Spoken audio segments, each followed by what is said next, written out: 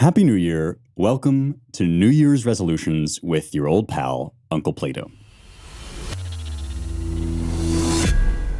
This is your last chance for real. It really is the last time that you can get discounted Young Heretics merch. It's 20% off until January 15th. Then we really are shutting it off. Everything in the store is discounted. youngheretics.com/shop and use the promo code CHEERS and you can get everything. Hats, shirts, stickers, all that stuff. It's excellent, high quality gear. I've been seeing people tweeting pictures of themselves in it. You guys look great. You got to get it while the deal lasts. So it's youngheretics.com/shop before January 15th to get 20% off everything when you use the promo code CHEERS. Today, I am talking about Republic Book 4. We've been on a journey through the Republic together on this show. Every so often, I do an episode on a particular book, and we're up to Book 4. And providentially, it just so happens that Book 4 is a great book to read if you are thinking about making New Year's resolutions. I'm being a little, goofy about this, but not entirely. I mean, this is a foundational book for personal ethics and for public morality as well, and of course for justice, which is the subject of the entire book, right? The whole book is about justice in the city and justice in the soul. And this is kind of a crucial book because it is where we make the transition from talking about what justice is at a macro level, that is in the city, in the polis, and then down into the micro level, talking about what it means to be just as a person.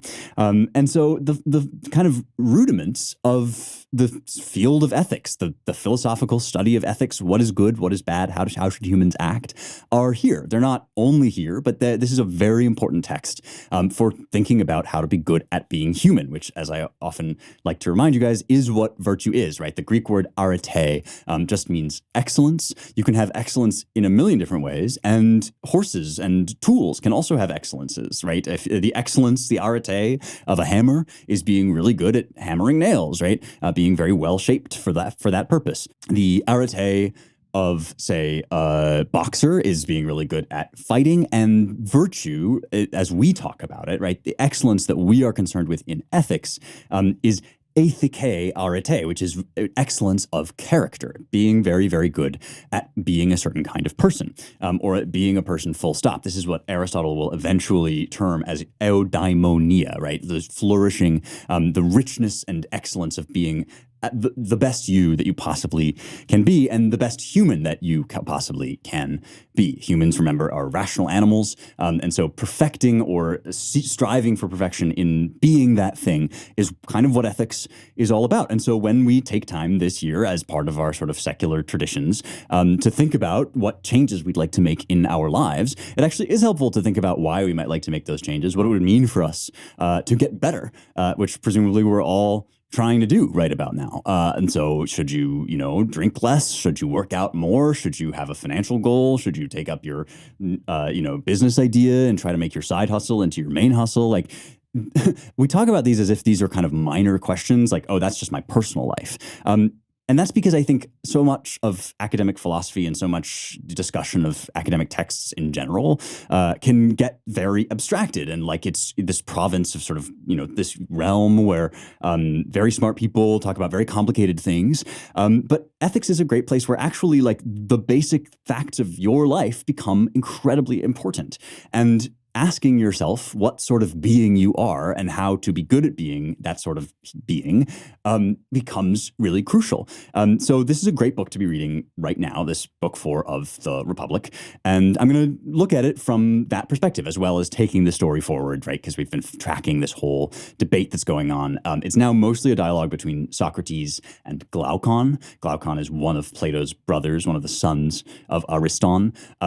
But in this, at the beginning of this book, actually, we'll have an interjection from Adeimantus, who is the other brother. So we've got Glaucon, Socrates, Adeimantus. There are other characters, but really we've now drilled down into this conversation. And we've reached a point where there are three classes of people, because we've decided that the city is going to work best when each individual has a job for which he is suited and doesn't do any other job to distract him. So the three classes, just to remind ourselves, are the rulers, the philosopher kings, who are not academics, but are at this point practical statesmen, but also students of philosophy. They are kind of bridges between the high abstractions of astronomy and the forms and the real world. So they rule and they make laws and decisions.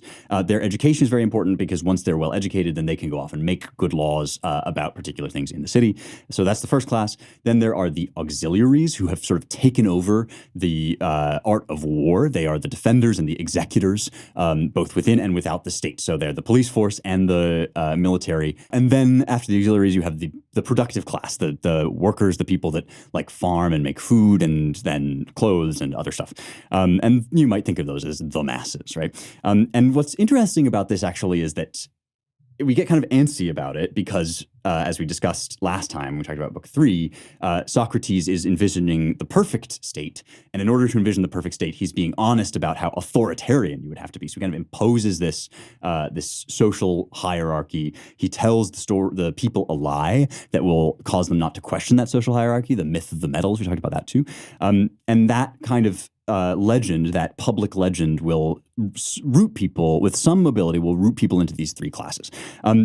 But it's also in another way, this is a description of the 3 classes that we've talked about before in the Republic. So with a little bit less social control, with a little more allowance for imperfections around the edges, right? If we weren't trying to establish the perfect state in our imagination, but to rule an actual state, this is a good description of the 3 classes of people that they're always going to be, right? There's going to be the law, those who rule, whether they're elected or monarchs or whatever. There are going to be the people who are ruled, and then there's going to be an enforcement arm.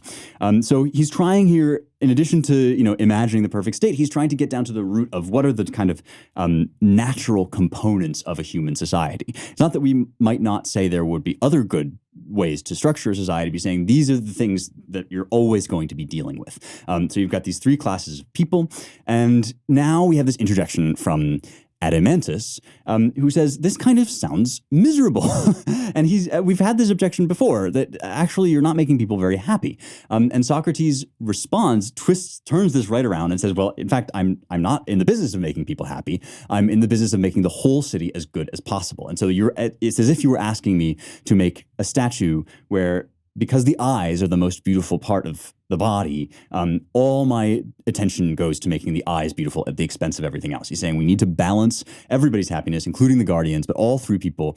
And one conclusion he draws from this is that we need to avoid wealth and poverty. So a controversial part of the text is this idea of koinonia, essentially communism, that friends hold all things in common. The guardians themselves will not have specific wives or families, but will share everything in common. And so let's read just Plato's argument about this, and then I'm going to read to you Aristotle's response to it, because it's important, I think, to understand that some of these debates have been going on literally since the Republic was written.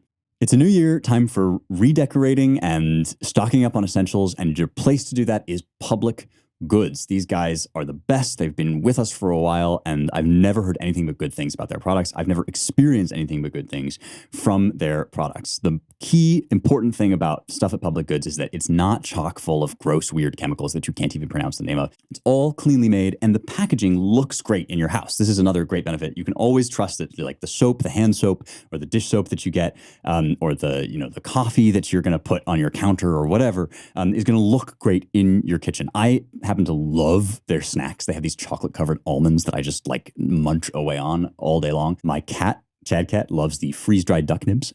Say that 10 times fast. I just like saying it. Freeze-dried duck nibs. And you can get all of this stuff and more for free. I've worked out this great deal with them. You get $15 off your first Public Goods order with no minimum purchase. So you can buy as much or as little as you want. You'll get $15 right off the price. Go to publicgoods.com/heretics or use the code heretics at checkout. That's publicgoods.com/heretics to get $15 off your first order. $15 of stuff, absolutely free. You're going to love it. So he's imagining here a fight between the Callipolis, the ideal city, and a city with more wealth inequality. And he says, what if they sent an embassy to the other city and told the truth? We make use of neither gold nor silver, nor is it lawful for us, while it is for you. So join us in making war and keep the other's property. Do you suppose any who hear that will choose to make war against solid, lean dogs rather than with the dogs against fat and tender sheep? Not in my opinion, he said, but if the money of the others is gathered into one city, look out that it doesn't endanger the city that isn't rich.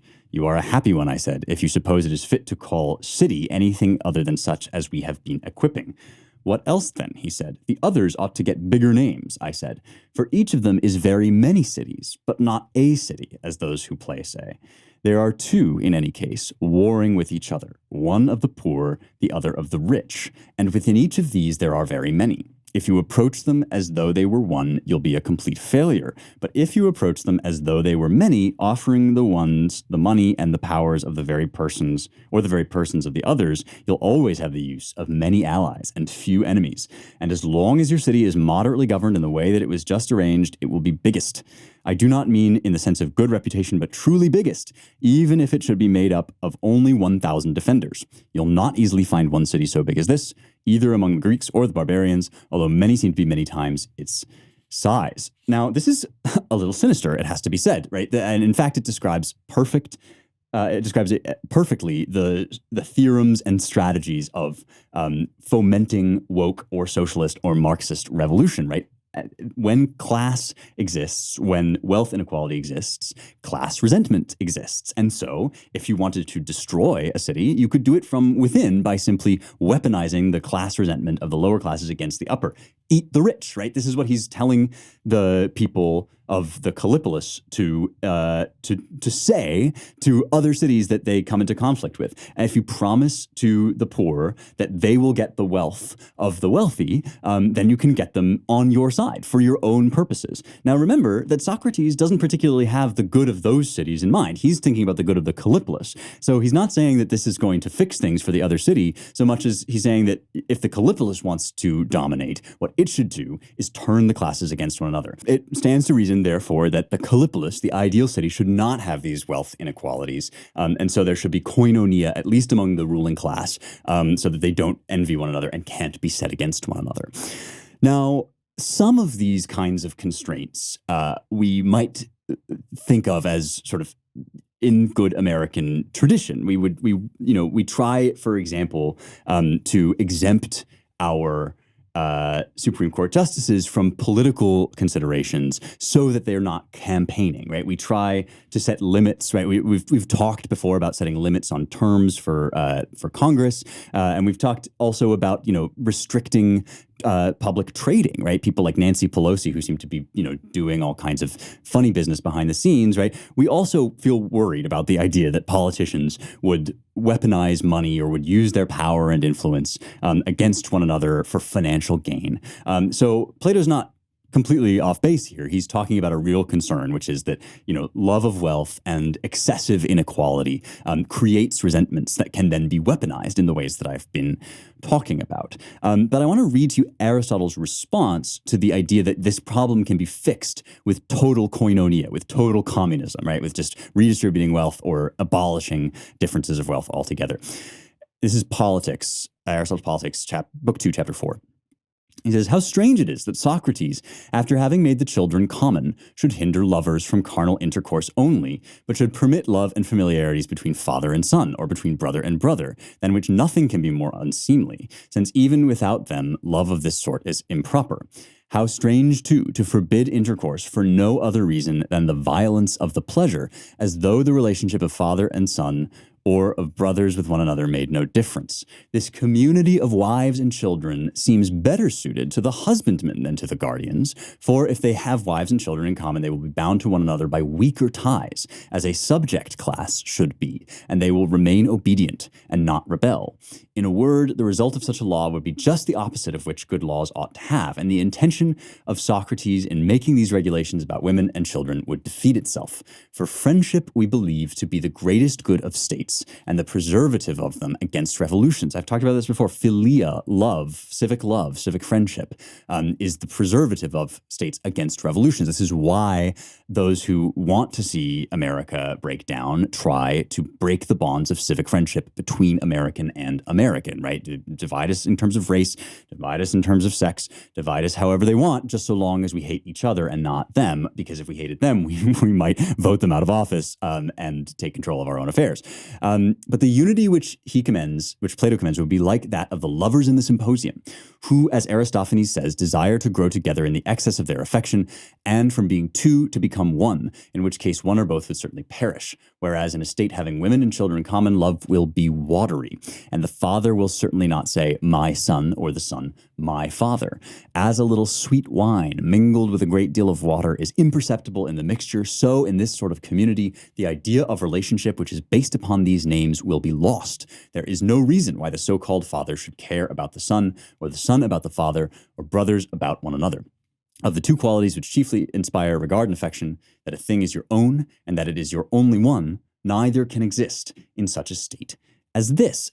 So, Aristotle is making a profoundly common sense observation about human nature, which is that even if in some perfect world you could abstract wealth and possession away, you would have created thereby an insipid and bland and dull state where nobody had any personal affections and devotions. We've talked about this before. People don't actually go to war for like the state or some abstract ideal. They think about their buddy next to them, and they think about their girlfriend back home, and that's what inspires soldiers to fight. By the same regard, right, any kind of endeavor has to correspond to the individual person's desires and aspirations and loves, right? Aristotle is saying that you've effectively diluted love. I love the comparison between mixing wine with water, right? That you dilute love when you hold all possessions in common, and therefore this is actually not the answer to the problem that Plato is identifying. So I wanted to bring that up to show you that this very debate, right, this real problem and these different ways of resolving it have been around forever. We're not having new conversations about eating the rich or doing communism or anything of that nature. Marx didn't invent anything new. He was just identifying this same issue and coming up with, in Aristotle's view and in my view, the wrong answer to it, right? It is true that radical inequality creates situations that you want to avoid. It is true that you should have limits on the rapacity, limits on monopolies, for example, on the rapacity of businessmen. Nevertheless, right, you have to have some form of possession and wealth gain and belonging if you want to have a citizenry that is worthy of the name, that loves one another, that loves its state, that has a natural human affection for what is one's own. I suspect that Plato would have been aware of some of these objections, but again, remember that his goal here is not to create an actual workable city, but to fantasize. He's been invited to fantasize about what justice in the abstract is, and that's why his classes are so rigidly defined. That's why he ends up in this place that Aristotle rejects as an ineffective way, basically, because of human nature. Because, as Kant said, out of the crooked timber of human nature, no straight thing was ever made. So that's the first sort of introduction to this book. Then we move on to the meat of it. It is always a good time to decorate your house with a portrait or a painting from Paint Your Life. These things make phenomenal gifts, or you can get one of your own just to preserve some of your favorite memories. All you do is you take any photo, send the photo off to Paint Your Life, and they will get a real artist to hand paint a beautiful reproduction of it. You can see mine in the studio, my painting of Chad Cat, my beloved cat, which the producers got for me. These make great gifts, like I said, but you can also, if you're decorating a house, you can just do it for yourself. These are a really wonderful way to preserve memories in this brave new world of ours. You text Heretics to 64,000. That's HERETICS. Text it to 64,000, the number 64,000, text Heretics, and you will get 20% off. If you don't like it, you can get your money back. Terms apply. They're available at paintyourlife.com/terms, but I really do think you are going to love it. It's risk-free and the products are incredible. It's a wonderful way to decorate your home, to give gifts to your family, and to surprise people, like we surprised Liz with her painting, if you saw that on the Liz Wheeler show. But the one behind me is one that I will always cherish and use to decorate this studio. So get your own by texting Heretics, HERETICS, to 64,000 and get 20% off.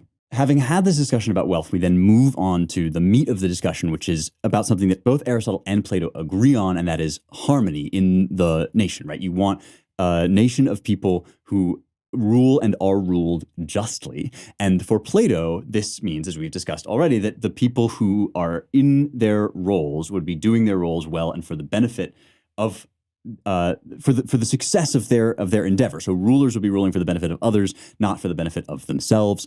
He wants people in positions of power and in other positions as well, in jobs where their natures are suited to do these jobs well. That's the definition of justice that he's come up with, and it's generalizable to a principle of suum cuique, to each his own. Last week when we talked about desert, even the desert of punishments, right? C.S. Lewis talks about this as the root of all justice, that if I say I'm punishing you to deter other people, then I'm not doing anything just. I'm doing something just if I say you deserve this punishment. Your desert is as follows: I've now done that punishment and you don't deserve it anymore, right? You've gotten what you deserved. And in the same way, we hope that we will pay people, for example, what they have earned, right, in their jobs. And the market is one mechanism for doing that, as is fellow feeling and affection, right? What are you worth to me? What is your work worth to me? I need to pay you that. It's just for me to do that. And so we're in some sense kind of circling back to the original discussion when the sort of old man who runs the house, Cephalus, was saying, I think justice is like paying your debts and these sorts of things. We've now established a generalizable principle that sort of explains those noble impulses in the common man. Now he says, how can we establish this same scenario, the scenario of order and of suum cuique, to each his own, or minding your own business, in the individual, in the human person? What does it mean for a person to be just? And is that good, right? Because remember, the whole thing started out because we had this question: is it good to be just in and of itself, even if you don't get rewarded for it? And this is why Socrates introduces into the conversation the four cardinal virtues. We've talked about these a little bit before, but basically Socrates takes it for granted that if a city is good, the best city, if it is the Callipolis, that it will have these four essential excellences. The first is wisdom, Sophia. The second is courage, Andrea. The third is moderation or discretion, Sophrosune. It's a little bit harder to translate into English, but we'll get into what it is in a second. And then the last is justice, decay, minding one's own business, or to each his own. Let us read just briefly the definitions of each of these in the city, and then think about how to transfer them into the soul. So first, Socrates says, we can have knowledge of all kinds, right? We can know how to make hats, and we can know how to cure diseases, and we can know how to do all sorts of things. But we don't call those kinds of knowledge wisdom, interestingly, right? There's a certain kind of governing knowledge, or a high knowledge, that we call wisdom.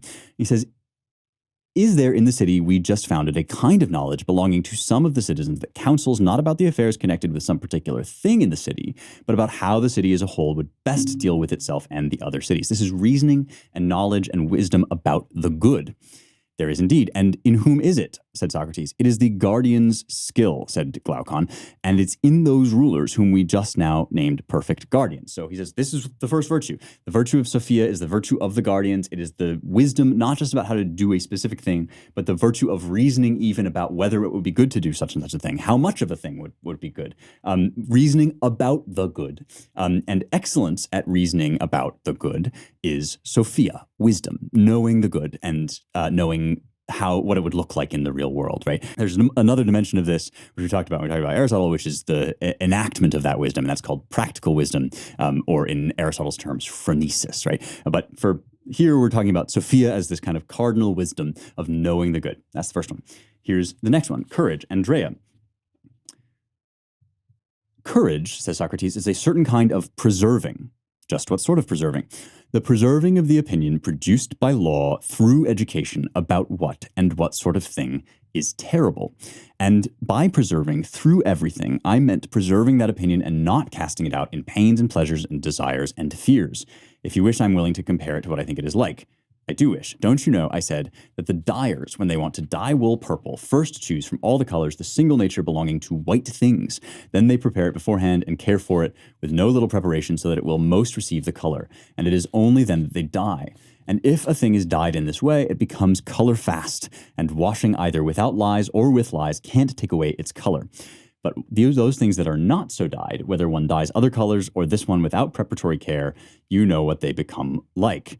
Hence, take it that we too were, to the extent of our power, doing something similar when we selected the soldiers and educated them in music and gymnastic. He's saying this courage, this education in courage, is a kind of preservative. And we've talked about this too before when I mentioned that C.S. Lewis thinks courage is every virtue at the testing point, right? When you train your soldiers in courage, what you train them in is steadfastness, that they won't be scared out of their goodness. So it's not the virtue of knowing what the good is, that's Sophia, right? But Sophia is useless if it vanishes at the first threat. If I have the perfect idea about the right thing to do, but then I'm threatened with a bad grade, if I do the right thing and I immediately do the wrong thing, well then my Sophia doesn't really have much use in the real world. So Andrea is the thing that locks the virtues into place. And that's its purpose, right? We've talked about how certain kinds of courage can seem to be applied in defense of evil, right? You can be courageous,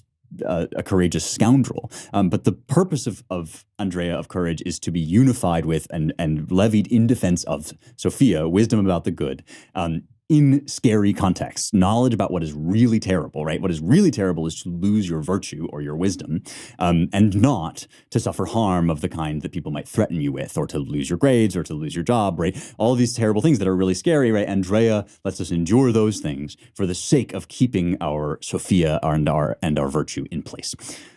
That's Andrea. It's the skill of the auxiliaries, the soldiers, right? So Frosune. Moderation is a certain kind of order and mastery of certain kinds of pleasures and desires, as men say when they use, I don't know in what way, the phrase stronger than himself, and some other phrases of the sort are used that are, as it were, its tracks. Isn't that so? Most surely, he said. Isn't the phrase stronger than himself ridiculous, though? For of course the one who's stronger than himself would also be weaker than himself, and the weaker stronger. The same himself is referred to in all of them. Of course it is. But, I said, this speech looks to me as if it wants to say that concerning the soul, in the same human being, there is something better and something worse. The phrase stronger than himself is used when that which is better than by nature is master over that which is worse. At least it's praise. And when from bad training or some association, the smaller and better part is mastered by the inferior multitude, then this, as though it were a reproach, is blamed, and the man in his condition is called weaker than himself and licentious. Now, this is going to become a very important and complex theme through the rest of the book. The idea that you can both want something and know that you're not supposed to have it, to take it, because of your reason, right? So your Sophia, your rational part, looks at all the desires that you have. And we don't just indulge every desire, right? We are not just a chaos of things that we want. We want contradictory things sometimes. We want things that are bad for us. Let's say I want to lose weight. I know I need to lose weight, but there's a plate of brownies in front of me, right? There's something in me that wants the brownies, no question, that exists, right? But my Sophia tells me, my wisdom tells me, don't eat the brownies, right? Now, let's say I need to gain weight. Let's say that I'm underweight, right? And there's a plate of chicken in front of me and I don't want to eat it, but my Sophia tells me, indulge the part that wants to eat it, indulge your hunger, right? Wisdom is the thing that can choose between desires, because desires are just there. You just have them, right? You just want all the food, all the drink, all the sex, right? They're dumb. They're not rational. They just exist. Sophrosyne is the virtue of listening to your wisdom and not your desires. It doesn't mean you deny yourself all the time. It doesn't mean that your New Year's resolution should be to starve yourself, or to quit cold turkey, something that you actually like and that enriches your life. It means that, if anything, you should have a New Year's resolution that what you decide is good for you in the realm of nutrition, maybe in the realm of your emotions. Maybe you get really angry when you're talking to the people you love, right? Those emotions, which happen no matter what, they're just mechanical, need to be controlled by your Sophia, your wisdom, which tells you that certain things are good, that it's not good to shout at your wife, right?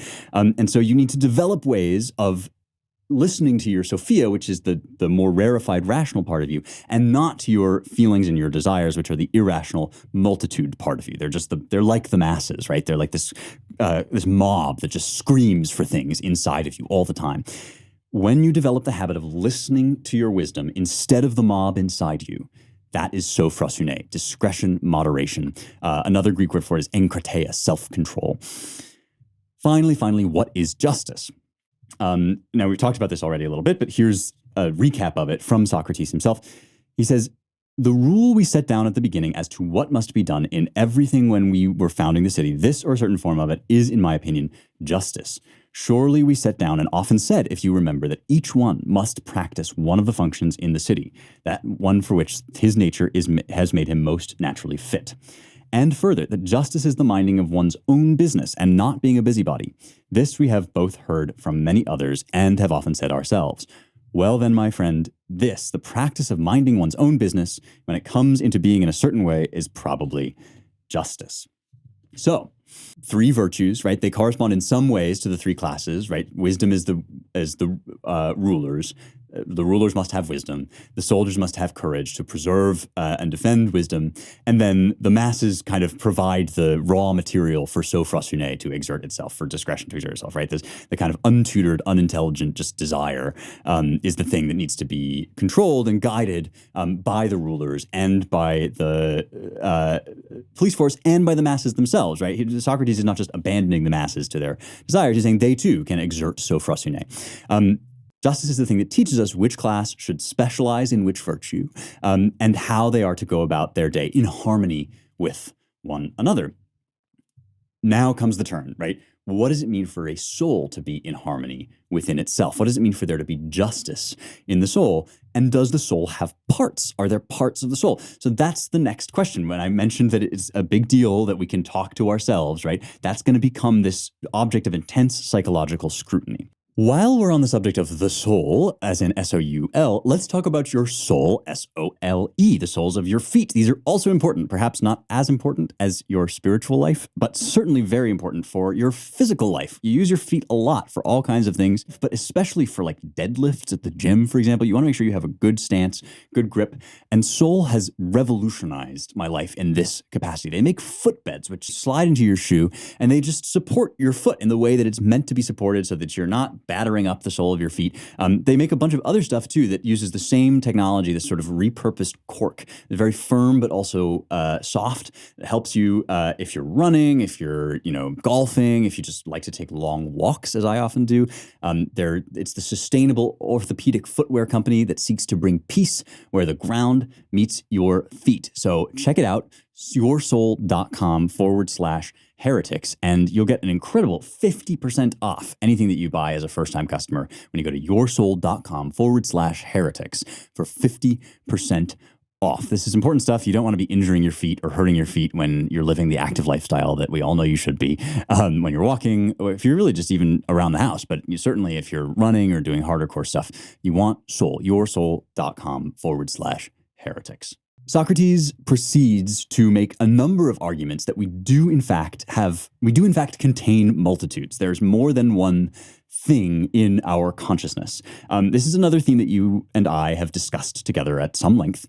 And so I perhaps don't need to stress it over and over again, but I just want to point out the basics of it, which are, what does it mean that, as St. Paul says, I do the things that I don't want to do, and I don't do the things that I want to do? Or what does it mean that I want that food, but I know I shouldn't, so I'm not going to eat it? I want and I don't want, right? There must be more than one kind of force operative in me. And there must also be something that binds all of that together. This is consciousness, right? Our consciousness is the thing that endures, the self, the soul endures as all of these desires come and go and contradict one another, right? But the fact that they're there means that we can have multiple things happening in us at once. And there are two particular arguments for this that I want to stress to you. And the first is the argument of the spinning top, which is a beautiful metaphor that excuses Plato from certain accusations that are sometimes made against him. Let me explain what I mean.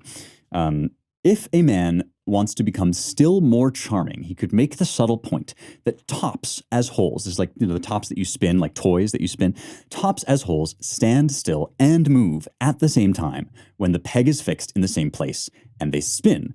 or that anything else going around in a circle on the same spot does this too. We wouldn't accept it because it's not with respect to the same part of themselves that such things are at that time both at rest and in motion. But we'd say that they have in them both a straight and a circumference, and that with respect to the straight they stand still, since they don't lean in any direction, while with respect to the circumference they move in a circle. And when the straight inclines to the right, the left, forward, or backward at the same time that it's spinning, then in no way does it stand still.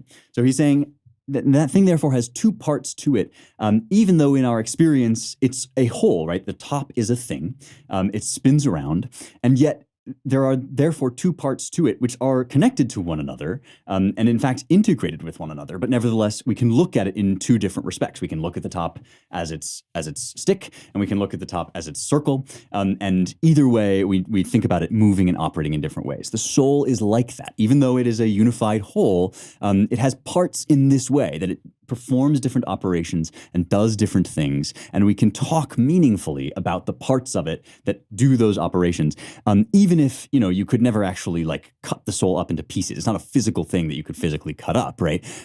Sometimes people think that Plato is talking this way as if our head has one part of our soul in it and our chest has another part of our soul in it. But I think Plato is more sophisticated than that. I think he recognizes that he's talking here about one thing, the soul, that nevertheless has multiple parts, right? And so what are those parts? Well, the first two parts are already there in the examples I've been giving, right? If you want something, but you don't do it, right? Then you have a part that tells you not to do it and a part that wants it. And so I've talked about the mob inside, right? This is the most rudimentary part of the soul. And once we get to Aristotle, we'll find that even plants have this kind of soul, right? This basic soul that operates according to the machinery of biology. You're hungry, you desire food. You seek food, right? Animals do this. You're hungry, you seek food. It's a kind of machine. And science is very good at talking about this part of the soul. It's called the allogistikon or the epithumetikon. Allogistikon means alogos, without reason or rationality. Epithumetikon means desiring, or the desiring soul, right? We all have this in us. It's an essential part of us, right? We couldn't get rid of it without getting rid of what we are. Because even when we behave rationally, we behave according to the desires that we choose to follow, right? And so we shouldn't reject or hate this, right? Sometimes we talk about this as if it's like ascetism. And when we get to the new year and we start making our New Year's resolution, we talk as if our desires were bad, right? We hate that we have desire for food. We hate that we want booze. And that just gets us into this like shame and guilt cycle, right? That we just beat up on ourselves for wanting the booze. You're going to want the booze. You're going to want the food. You're going to want the sex. You have that part of you. It's an essential part of you. It's what makes you at base like one of the animals, as having organic life. You have an irrational soul, but you also have a rational soul, the part of you, the mind, that exerts reason, right?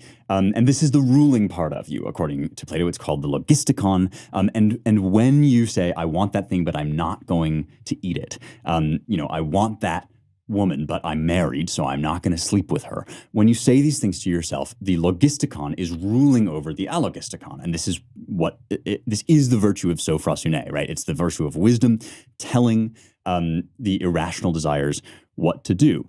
Your desires are not evil. Your desires are corrupted because we live in a fallen world and they have no rationality to them, right? The rationality is what knows the good. Desire is made to lead toward the good, but it needs to be pointed that way. So let me give you an example, right? You want to sleep with a woman that is not your wife. She's really hot. You know from the wisdom of your forefathers and from your own moral intuition that betraying your wife that way would be wrong. And the knowledge that that is wrong can be much less immediate and powerful in your experience than the desire to sleep with her because she's really hot, right? When you have that desire, your reason is what tells you what is good and bad about the desire. What is bad about it is that it is directed at everything hot, right? That is just an irrational desire that wants everything hot, just like your desire for food wants everything no matter how much you should have, right?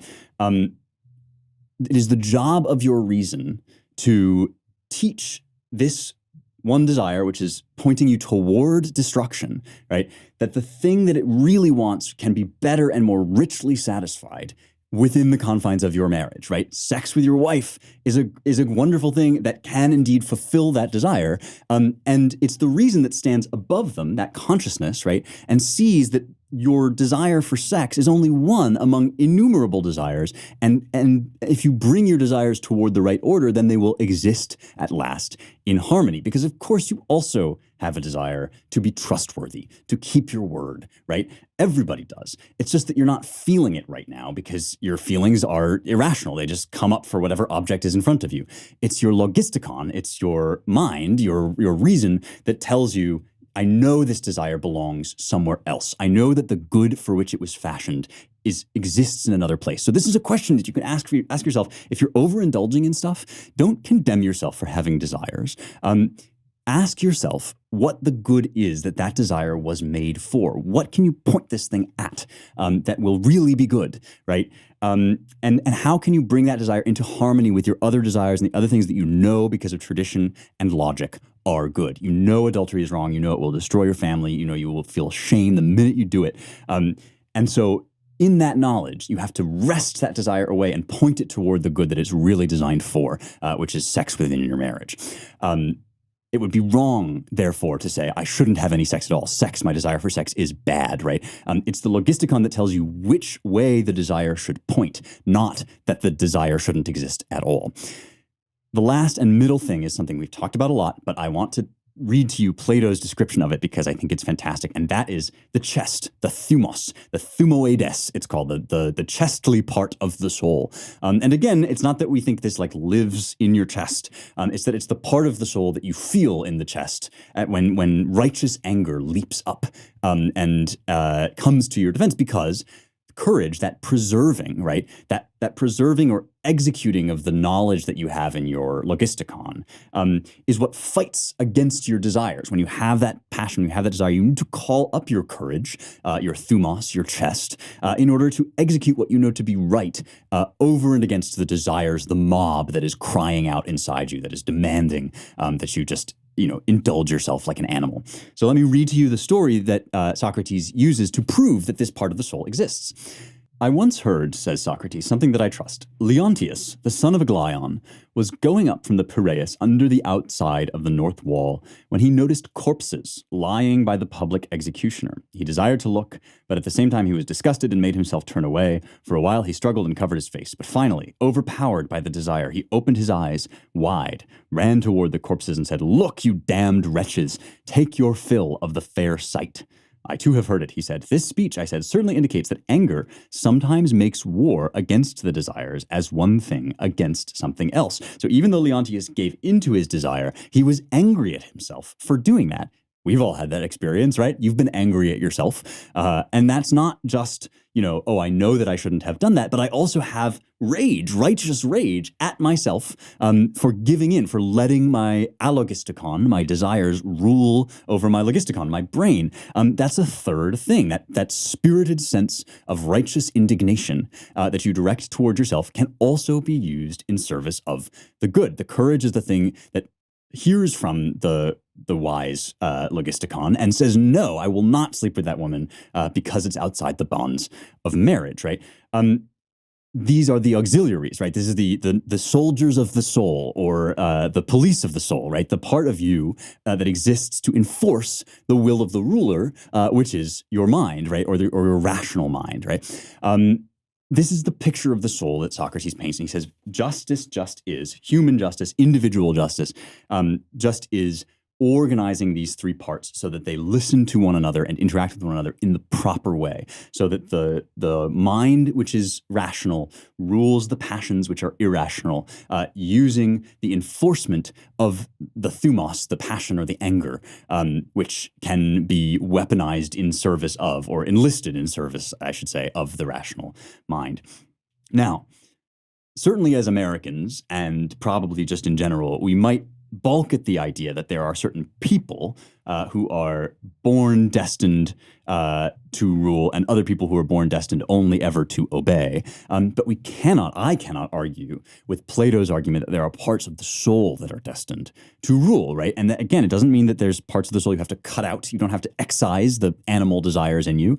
You just have to know them and put them in their place. That is where they are supposed to live, right? And so as you are making your New Year's resolutions, whatever it is, right, that is causing you dismay and distress, whatever thing causes you remorse, right, enlist that remorse, that anger at yourself, in service of doing better in the future by listening to your head, to your reason, not to condemn your desires, but to rule over and manage them. Self-mastery, self-rule. It's the whole game of life. It's the lifelong project of becoming good at being human, which is called virtue.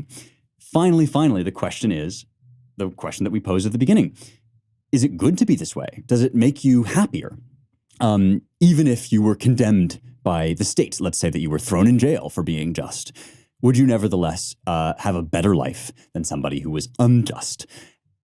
And miraculously, and Socrates and Glaucon sort of say this, now that we've seen what justice really is, the answer to that question is obvious. Here's how Socrates puts it. Surely healthy things produce health, and sick ones sickness.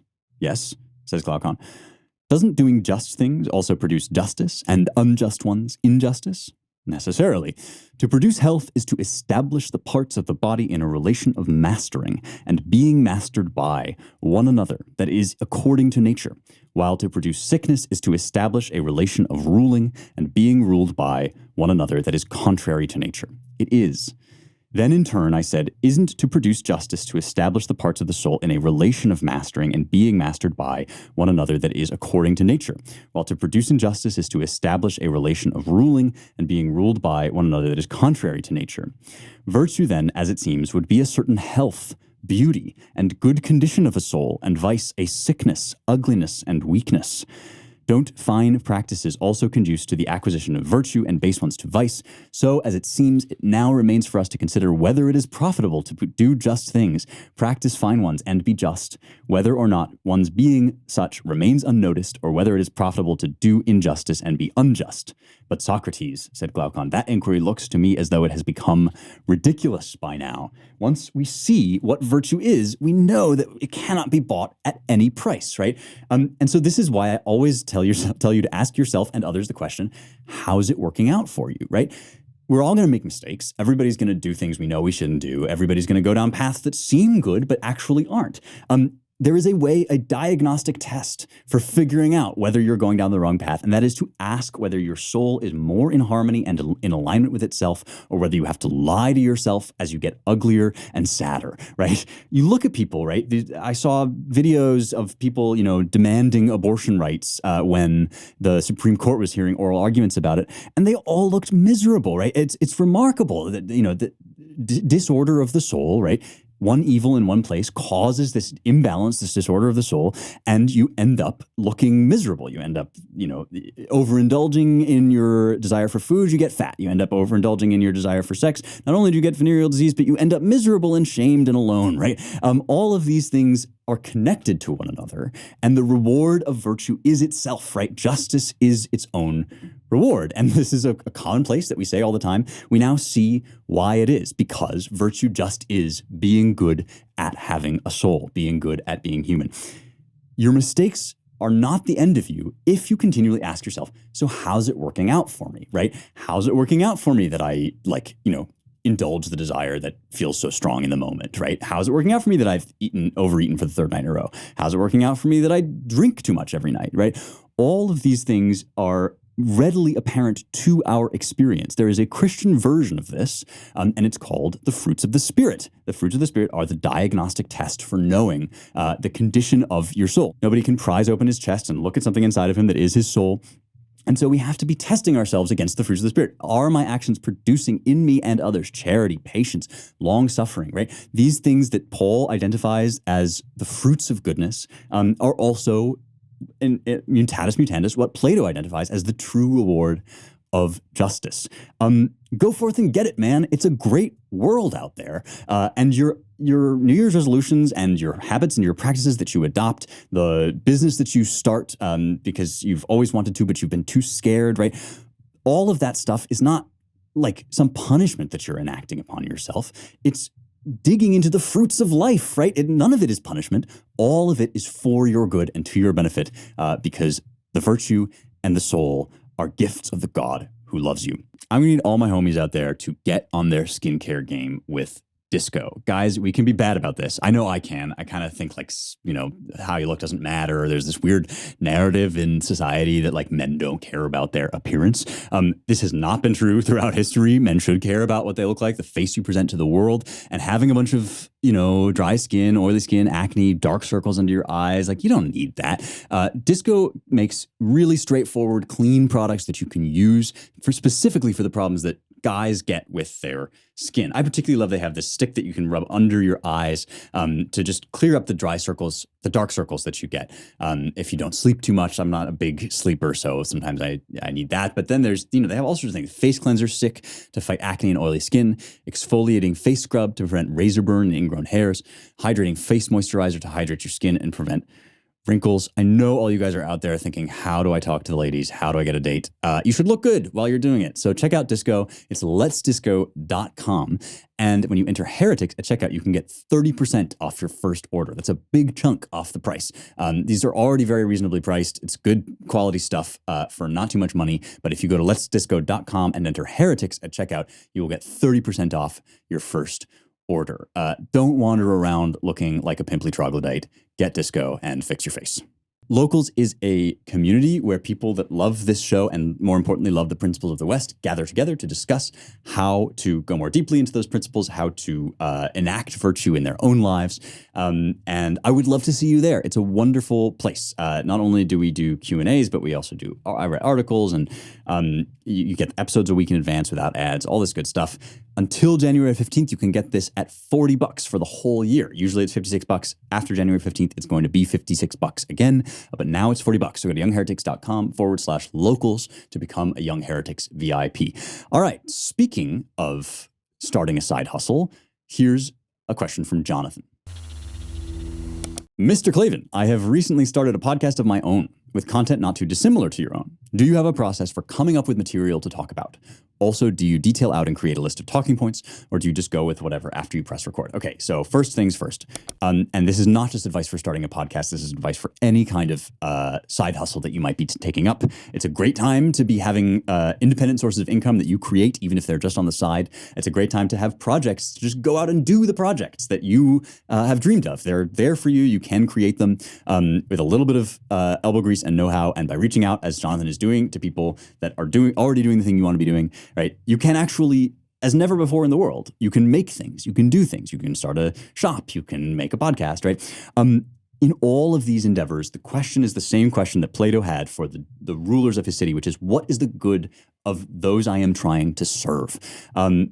Yes, I have a way of thinking about what to talk about. And that is not, right, what are the things that I happen to know about that I think are really fun to know about? I mean, I like to share knowledge with you guys. It's really fun for me to be like, this is stuff that I studied. And, did you know about how cool it was in the history of medieval England or whatever? Like, of course, there's a certain pleasure just to sharing knowledge. But I don't just sit down here and download all the information that I know. I think about what you guys are doing in your lives, right? I think about the kids that you have to raise, the homeschooling that you're doing, the questions that you have about vaccine mandates, and I'm trying to select and pick and choose the stuff from the Western canon that's going to be helpful to you. Not that's going to advance your political agenda, not that's going to make you feel like a good person, but the stuff that you can actually chew on and think about and go forth to be better. That's why, for example, I did Republic Book 4 as a New Year's resolution episode. I actually think it can help you to think through stuff like New Year's resolutions.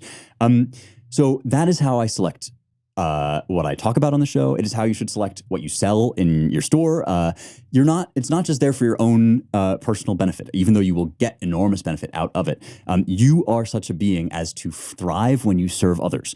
And so whatever you're doing, think about who your audience is and what you want them to get from you. What are they going to learn from you that they can then take away? That it doesn't have to be good for you. It has to be good for them, right? So think about what actual stuff you want to tell people that you think is going to help them in their real lives. And then to your second question, at this point, all I do when I prep for a podcast is I select the passages that I want to read from the text. I used to write things out much more extensively. As you get used to talking in front of a microphone, as you get more natural, you're going to want to make that direct connection that's just talking off the top of your head. So that's what I do. I just have the passages. I know kind of what I want to say about them, and then I talk off the top of my head about them. But there's no shame in starting with notes. And there's no shame in having notes for your whole career. Like, that's just how I do things. Hope that helps, Jonathan. Excited to hear about this new podcast that you're starting. And again, this is not just about podcasts, about anything that you do should be guided and directed by the goal of serving the people that you're there to serve. That's it for me. If you like this show, you will love the Claremont Institute. We are also thinking about how to serve those who read our work and how to serve our country at the Claremont Review of Books and AmericanMind.org, where you can find, I think, some of the best writing in the conservative movement. And I'm not just saying that because you will also find things there that are written by me. If you want to donate to Claremont, go to claremont.org/donate and let them know in the notes that you heard about Claremont through Young Heretics. That's it for me this week. I will see you next week for more truth, beauty, and the stuff that matters.